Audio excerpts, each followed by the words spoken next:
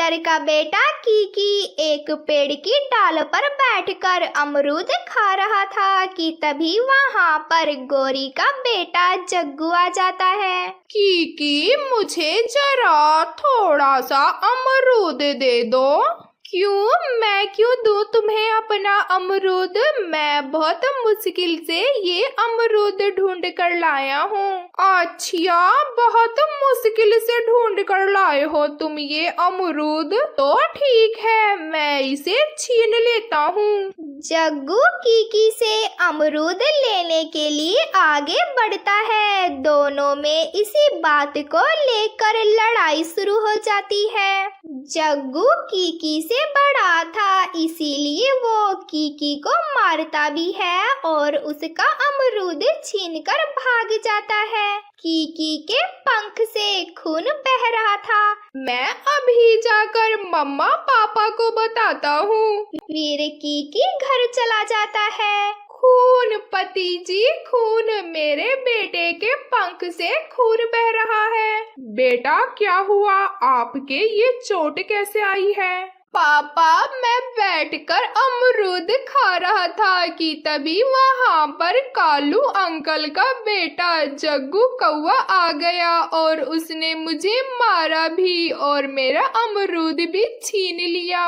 उस कौवे की इतनी हिम्मत कि मेरे बेटे को मारे, मैं छोड़ूंगी नहीं उसे। चलो लूसी, हम जाकर पूछते हैं, उठाओ लाठी। फिर क्या था, लूसी और कबूतर लाठियां उठाते हैं और कौवों के घर की तरफ चले जाते हैं। ये कबूतर और उसकी पत्नी लाठियां उठाए कहाँ जा रहे हैं?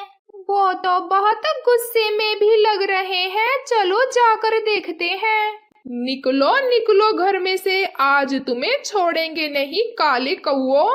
तुम्हारे बेटे ने मेरे बेटे का पंख घायल किया है, हम तुम्हारे पंख तोड़कर ही जाएंगे यहाँ से। कालू, उठो और बाहर जाकर देखो क्या शोर मचा रखा है कबूतर और उसकी पत्नी ने। मम्मा मम्मा, आज कीकी से मेरी लड़ाई हो गई थी, मैंने भी एक दो लगा दी उसको। अच्छा, इसीलिए शोर मचा रहे हैं। आज ये अपनी टांगे तुड़वाएंगे मुझसे। गोरी, कहाँ है मेरी लाठी? रुको, मैं भी आती हूँ और देखती हूँ कैसे हमारे घर पर आकर हमें ही धमकियाँ दे रहे हैं। बेटा जग्गू, अगर तुम्हें अब कहीं मिले वो मोटा चिट्टा कबूतर तो मार मार कर उसका सर ही फोड़ देना। मम्मा मम्मा, मैंने तो उसके सर पर ही मारा था, मगर उसने अपना पंख आगे कर लिया, इसीलिए उसका पंख घायल हो गया। दुश्मनी तो अब शुरू हुई है कबूतर तुमसे मेरी। कालू, अगर कबूतर ने अपने किए की माफी ना मांगी मुझसे तो मैं उसे जान से ही मार दूंगी। गोरी, मेरा गुस्से से बुरा हाल हो रहा है, मुझे ठंडा पानी दो।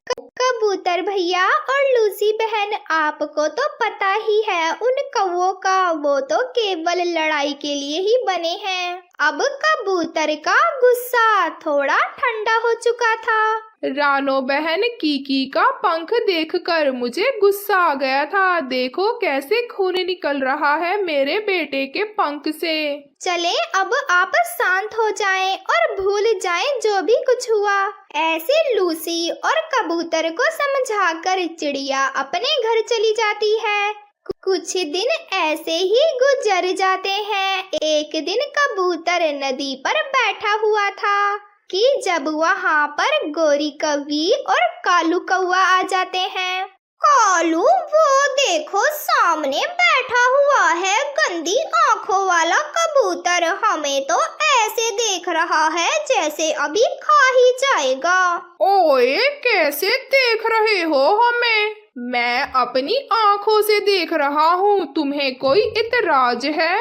गोरी, ये तो बहुत बोल रहा है, मुझे इसका कुछ करना होगा। मैं अभी अपने मामा जी को बुला कर लाता हूँ। फिर कालू अपने मामा जी को बुलाने चला जाता है। कबूतर अब जरा बच के रहना, अब तुम्हें पता चलेगा कि तुमने किससे पंगा लिया है। बहुत देखे हैं तुम्हारे जैसे। ऐसा कहते हुए कबूतर वहां से चला जाता है। मामा जी जल्दी चलें, आज फिर वो कबूतर बड़ी बड़ी बातें कर रहा है, उसका कुछ ना कुछ करना ही होगा। बंदूक उठाऊं या फिर कुल्हाड़ी? कुछ भी उठाओ मामा जी, मगर आज उस कबूतर को जिंदा नहीं छोड़ेंगे। पति जी छोड़े उन कौवों को, आज के बाद हम नदी पर भी नहीं जाएंगे। चिड़िया ने सही ही कहा था, उन कौवों को तो लड़ाई से डर भी नहीं लगता।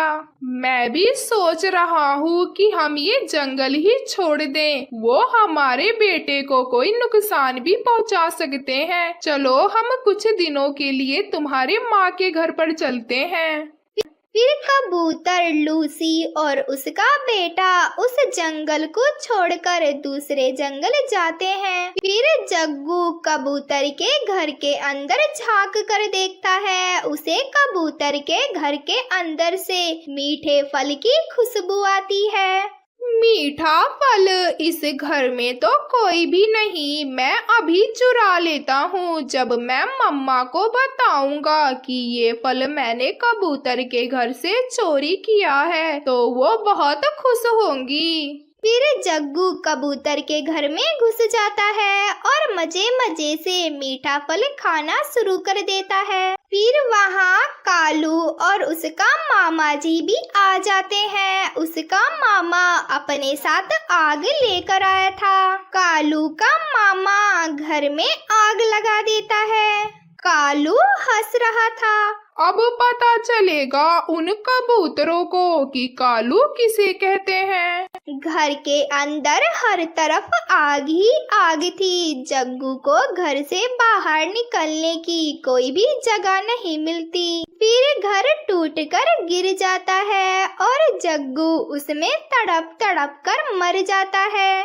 जब कालू अपने बेटे को आग में जलता हुआ देखता है तो वो रोने लग जाता है। नहीं नहीं, मेरा बेटा यहाँ पर कैसे हो सकता है?